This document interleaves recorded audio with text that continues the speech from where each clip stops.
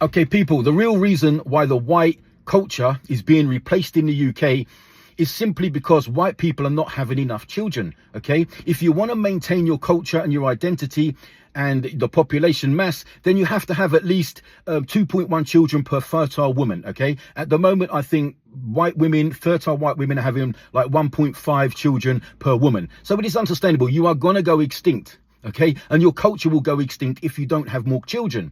This is not the fault of the Muslims. This is not the fault of immigrants. This is not the fault of anyone. This is actually a social engineering project that's been going on since after the Second World War to depopulate the white person from this country. Okay, and then obviously import cheaper labor to keep prices down and everything else. Okay, so why is it that white people, and actually the Muslim population now I think only has about three children per fertile woman, and that's due and estimated to drop by 2030 to less than 2.25, and then again lower than that. So even the Muslim community, which is an accumulation of communities, their children per fertile woman rate is dropping as well.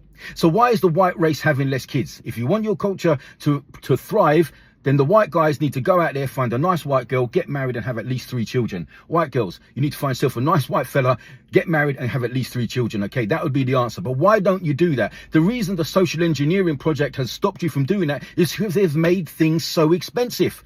Mortgages are impossible for the average person to get. Social housing is very, very limited. Private rent, through the roof. Who can afford it? So people are looking at it and thinking, I can't have 2, 3 kids because I can't afford it. I want to give my kids a nice life. I want to be able to buy them things for Christmas, and I want them to have nice things. So therefore they limit in their mind how many children they think they should have. They even sent your women out to work in the 1960s. Get them out into the workforce, get them paying taxes, get them out of the houses, stop them from living traditional housewife lives, which is one of the best careers and most fulfilling things you can ever do on the planet, is for a woman to raise a family. Wow, alhamdulillah. Okay, so that's what they've done to us. That's what they've done to the white working class. It's not to do with the Muslims. They're not the problem with this. Immigrants are not the problem with this. It's the people that have socially engineered that for whatever reasons, because they have the most to gain out of this. Cheap labor. They don't care about who's the indigenous population of a country and what culture is what, because they don't live here.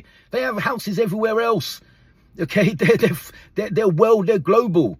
Okay, this is why it's been done, and we have to be honest and realistic about that. We don't have enough kids simply because we're scared that we can't provide for them. It's a natural instinct to want to provide for your kids. Who's made it so expensive?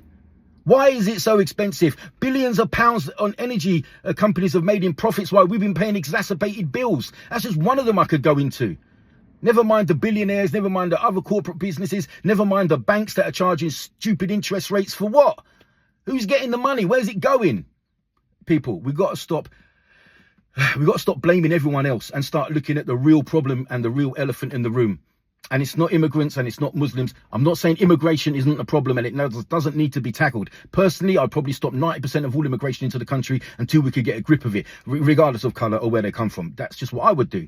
However, it's not the main problem, guys, and it's not the social engineering project that's been implemented on the white working class of this country. And the likes of Mr. T, who keep pushing this agenda like it's all someone else's fault. He is part of the problem. He's a paid part of the problem. Okay, he's one of the people that won't address this because he's paid to hyper focus on Muslims and Muslims only. Anyway, people, my rant over for the day. Have a blessed one. Peace.